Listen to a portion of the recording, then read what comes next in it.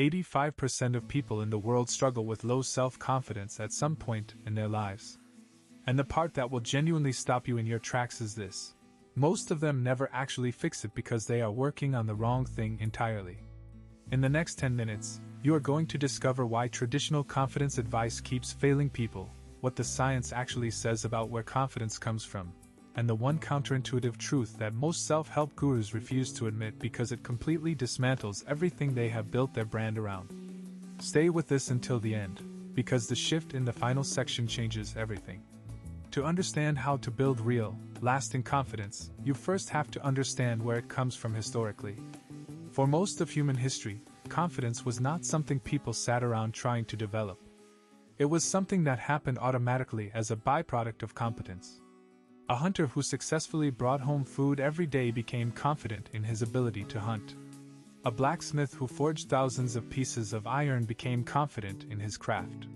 Confidence was earned through repeated action in the real world, and the feedback loop was immediate and undeniable. Then something shifted. In the 20th century, the self-esteem movement emerged from psychology and education, and it changed everything. Researchers and educators began to believe that high self-esteem was the root of success. They thought if they could just make people feel good about themselves first, performance would follow naturally. Schools stopped giving failing grades. Every child got a participation trophy. Parents were told to praise effort regardless of outcome. The problem is that 30 years of this approach produced measurable results, and they were the opposite of what everyone expected.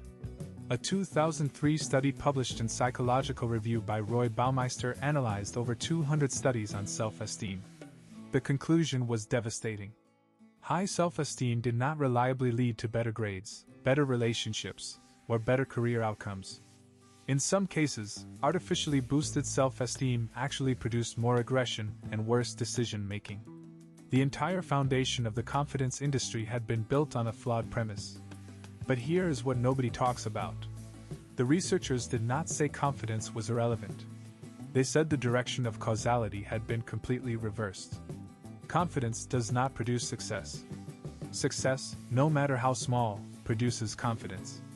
This changes everything about how you should approach building it. So if you cannot think your way into confidence, if affirmations alone do not work, and if feeling good about yourself without any evidence is actually counterproductive, what actually moves the needle? The answer is a concept researchers now call self-efficacy, and it is the most important distinction in all of confidence science. Self-efficacy is your belief in your ability to execute specific tasks in specific situations. It is not a general feeling of being a good or worthy person. It is targeted, earned, and built through direct experience. Albert Bandura at Stanford University spent decades studying this concept, and his findings are some of the most replicated in all of psychology. People with high self-efficacy approach difficult tasks as challenges to master. People with low self-efficacy see those same tasks as threats to avoid.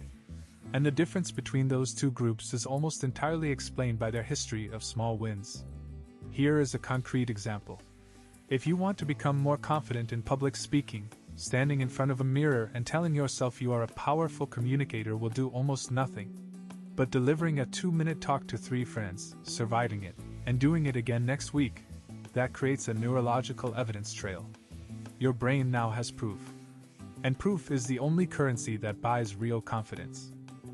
This is where the concept of deliberate exposure becomes critical. Psychologists define deliberate exposure as systematically placing yourself in situations that are slightly beyond your current comfort zone, completing them, and allowing your nervous system to update its threat assessment. Over time, the brain literally recalibrates what it considers safe and what it considers possible for you specifically. A landmark study from the University of Melbourne tracked individuals with social anxiety through a 12-week deliberate exposure program. By the end, 68% reported confidence levels that matched or exceeded people who had never struggled with social anxiety at all. Not through therapy focused on their past.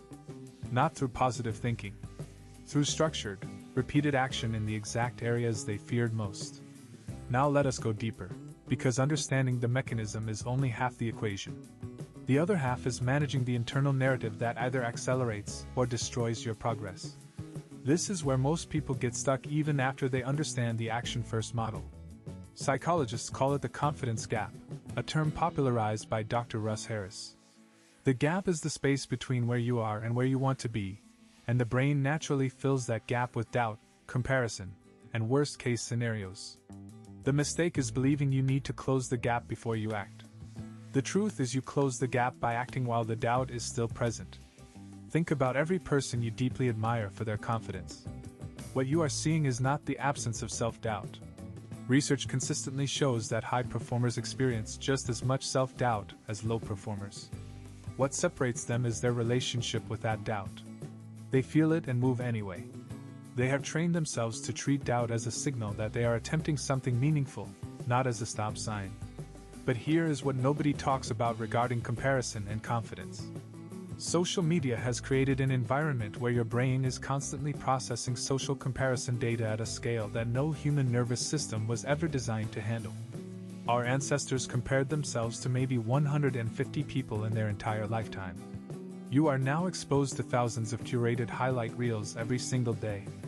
A study from the University of Pennsylvania found that students who limited social media use to 30 minutes per day showed significantly reduced depression and loneliness within just 3 weeks. Confidence levels followed the same upward trend. The information environment you live in is not neutral. It is actively working against you. So how do you build an internal environment strong enough to override that external pressure? You start with what researchers call an identity audit. An identity audit is a deliberate examination of the stories you carry about who you are. Most people have a collection of identity statements operating in the background of their thinking. Statements like "I am not the kind of person who takes risks," or "I have always been shy," or "people like me do not end up in positions like that." These statements feel like neutral facts. They are not. They are conclusions drawn from limited past evidence, and they are being constantly reinforced because your brain uses them as filters to decide which information to pay attention to.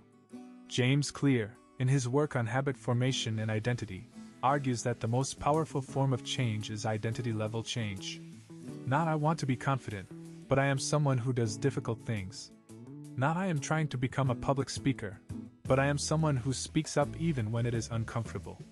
The language feels subtle, but the neurological effect is profound. Your actions follow your identity. So you build the identity deliberately through small, daily actions that serve as votes for the kind of person you are becoming. Here is the full picture. Confidence is not a personality trait you are born with or without. It is a skill with a very specific building process. It starts with action before readiness, meaning you do the thing while doubt is still present.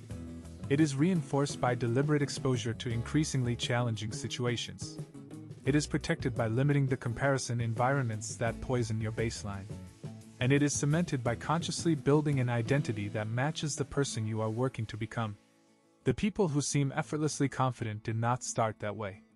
They simply started. They took the first small action, survived it, took the next one, and over hundreds of repetitions, the evidence became undeniable even to their own minds. You have the same capacity. The process is not mysterious. It just requires you to stop waiting until you feel ready and understand that the feeling of readiness is something you build on the other side of action, never before it. Start today. One small action. One area where you have been hesitating. Do that thing and let your brain begin collecting evidence. That is where unshakable confidence is born. Before you go, if you learned something new today, hit that like button right now. It genuinely helps this channel grow. Subscribe to get up life for a new video every single day. We will see you in the next one.